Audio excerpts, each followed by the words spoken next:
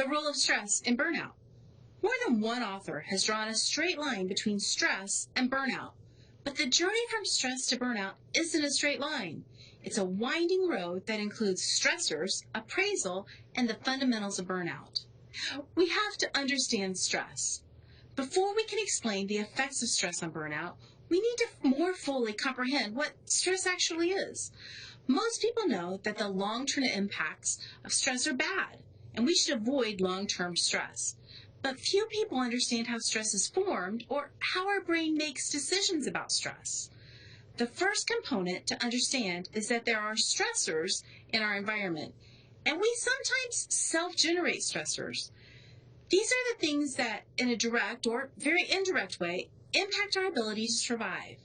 Whether it's the lion observed in the grass, concerns about how to pay the mortgage, or fretting about which school our child will get into, these stressors are very broadly aligned with our ability to survive and keep our genes alive.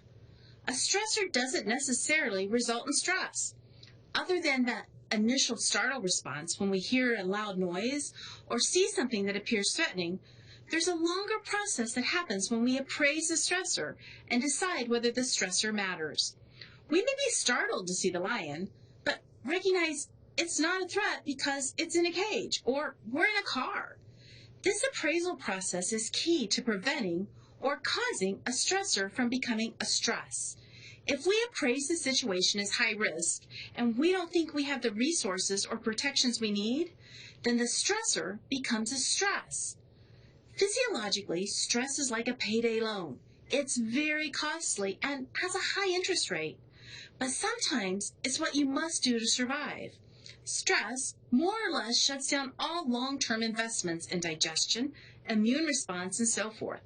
This allows for focused energy to confront the stressor, but costs more in terms of illness, digestive problems, and sheer energy to get things going again. So what's the relationship between stress and burnout? Burnout is exhaustion, cynicism, and feelings of inefficacy.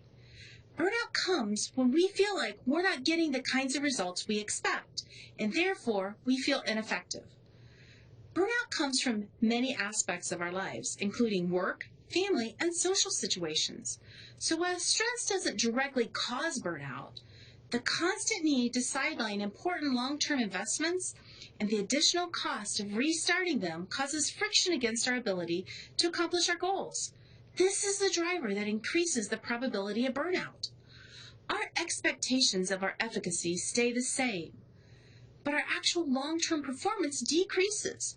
The gap causes burnout, as we believe we're less effective than we should be. How do we resolve burnout? If you're facing burnout that's caused, at least in part, by stress, then there are a few ways you can make it better. The first is to evaluate the stressors in your world and determine what you would need to do to appraise them as not a threat, and therefore not triggering the stress in the first place. Second, you can adjust your expectations to be more aligned with the reality of the stressors that you're facing. It's unrealistic to expect that you'll be able to perform at your best if you're constantly fighting off stressors.